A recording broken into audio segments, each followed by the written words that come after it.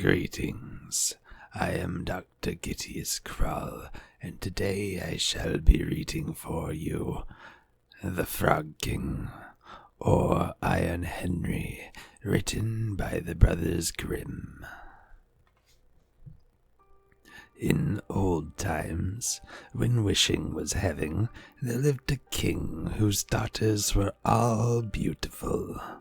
But the youngest was so beautiful that the sun itself, which had seen so much, was astonished whenever it shone in her face.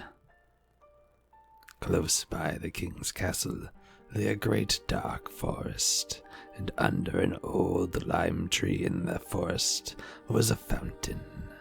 When the day was very warm, the king's child went out into the forest and sat down by the side of the cool fountain, and when she was dull, she took a golden ball and threw it up in the air and caught it. And this ball was her favorite plaything. Now it so happened one day the king's daughter's golden ball did not fall into her little hand which she was holding up for it, but onto the ground and rolled straight into the water.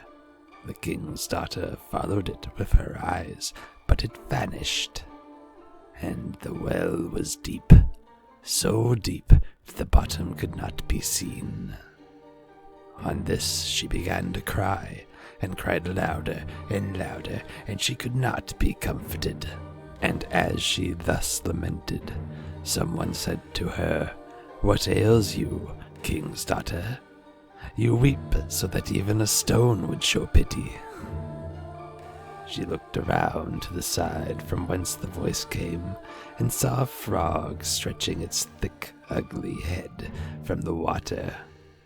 "Ah, old water splasher, is that you?" she said. "I am weeping for my golden ball which has fallen into the fountain." "Be quiet, and do not weep," answered the frog. "I can help you, but what will you give me if I bring your plaything up again?" "Whatever you will have, dear frog," she said. "My clothes, my pearls, my jewels, and even the golden crown which I am wearing." The frog answered, "I do not care for your clothes, your pearls and jewels, or your golden crown. But if you will love me, and let me be your companion and playfellow, and sit by you at your little table, and eat off your little golden plate, and drink out of your little golden cup, and sleep in your little bed, if you will promise me this, I will go down below and bring your golden ball up again." "Oh yes," she said. "I promise you all you wish, if you will but bring back my ball again." She, however, thought, "How the silly frog does talk! He lives in the water with the other frogs and croaks, and can be no companion to any human being." But the frog, when he had received this promise, put his head into the water and sank down. In a short time he came swimming up again with the ball in his mouth and threw it on the grass.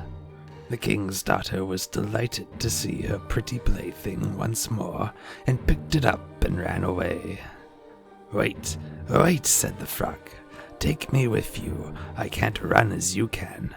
But what did it avail him to scream his croak, croak after her as loudly as he could? She did not listen to it, but ran home and soon forgot the poor frog, who was forced to go back into his fountain again. The next day, when she had seated herself at the table with the king and all the courtiers, and was eating from her little golden plate, something came creeping, splash, splash, splash, splash, up the marble staircase, and when it got to the top, it knocked at the door and cried, "King's daughter, youngest, open the door." She ran to see who was outside, but when she opened the door, there sat the frog in front of it.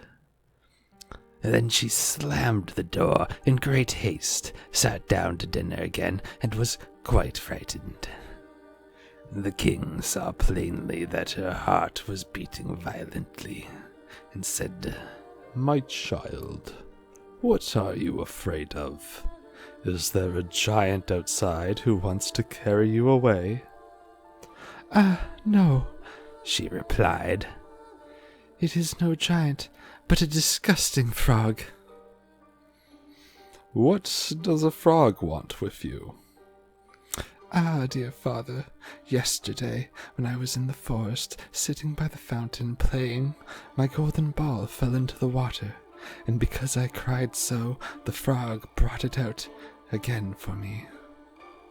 And because he insisted so on it, I promised him he should be my companion. But I never thought he would be able to come out of the water, and now he is here, and he wants to come in. In the meantime, it knocked a second time and cried, "King's daughter, youngest, open to me. Don't you remember yesterday and all that you did say, beside the cooling fountain spray? King's daughter, youngest, open to me." Then said the king, "That which you have promised you must perform. Go and let him in."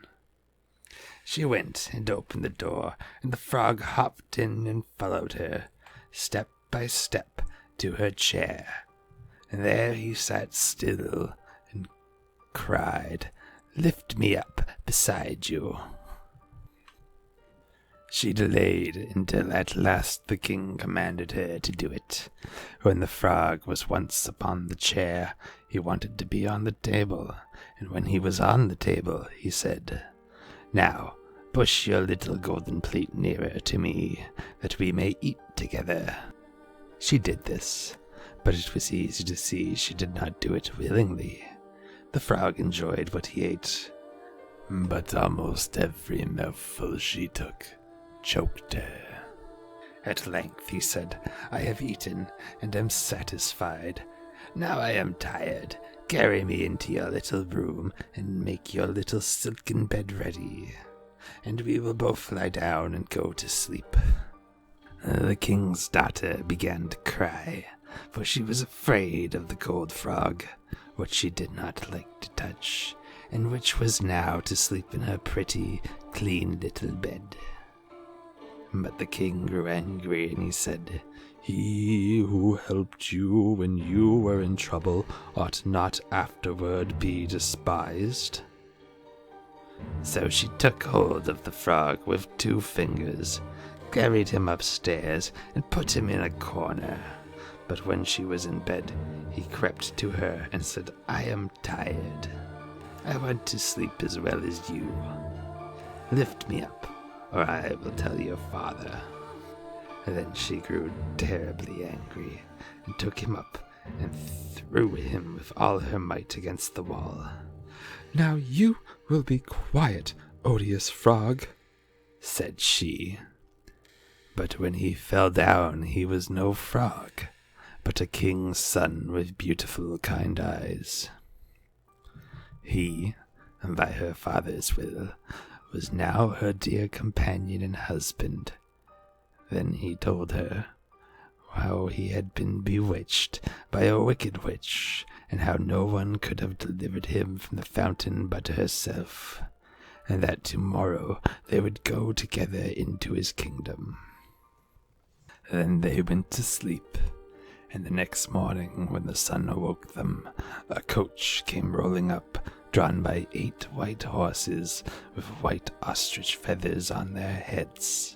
They were harnessed with golden chains, and behind stood the young king's servant, faithful Henry.